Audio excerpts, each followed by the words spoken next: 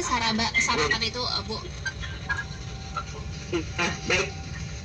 Sarapan itu menjadi waktu yang sering terabaikan bagi kebanyakan orang ya, terutama anak-anak yang di usia sekolah ya. Jadi berbagai alasan melewati sarapan, mulai dari tidak sempat hingga tidak terbiasa sarapan pagi. Padahal banyak manfaat dari sarapan pagi dan penting bagi tubuh kita. Jadi sarapan itu dapat memenuhi 15 sampai 30% dari kebutuhan seharian, Mbak Mas ya. Nah, di sini dampak buruk dari tidak sarapan itu sangatlah besar, terlebih pada proses belajar di sekolah ya, bagi pelajar, karena bisa menurunkan aktivitas fisik dan menyebabkan kegemukan pada remaja dan orang dewasa ya. Nah, di sini jika pada orang yang sarapan itu, dia mampu membekali tubuh ya dengan zat gizi yang diperlukan untuk berpikir, bekerja dan melakukan aktivitas fisik secara optimal setelah bangun pagi. Gitu.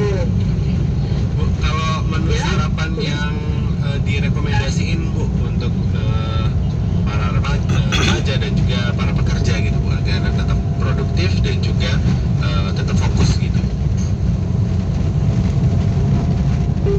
Ya, putus. Sebenarnya menyambungkan gitu. Ya, Ibu. Misalnya pagi dan susu Pak. Iya.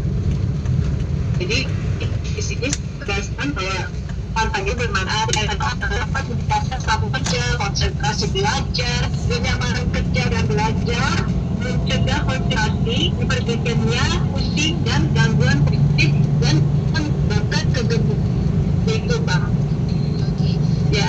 Ibu, kayaknya kalau misalnya kita sering temuin untuk menu sarapan nasi, itu kan banyak banget ya, nasi kuning, apa segala macam ya, nasi uduk, nasi lengko dan lain-lain. Tapi kalau kayaknya jarang ya Bu, kalau misalnya orang Indonesia ini sarapannya itu jus buah gitu. Sebenarnya kalau misalnya sarapan buah itu ideal apa nggak sih Bu gitu? Sebenarnya bagus juga sih Mbak.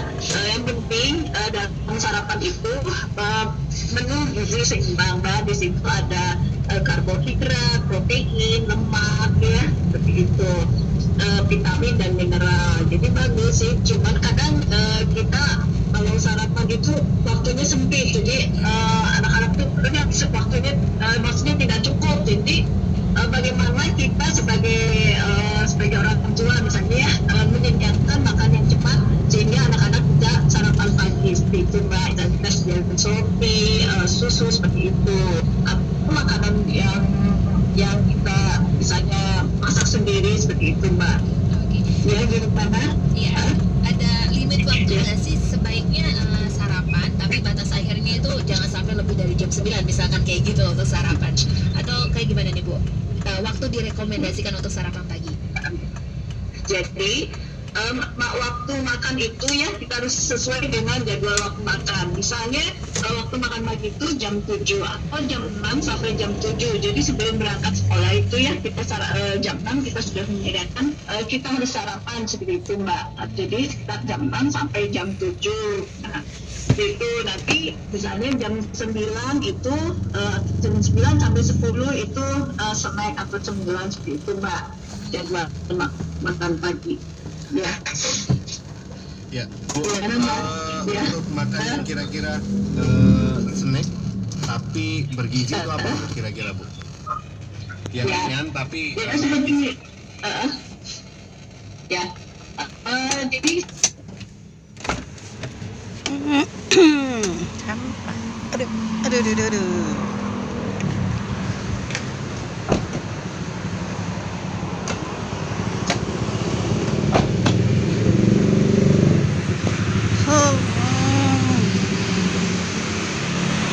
Assalamualaikum. Sampai kita ada. Iya Pak.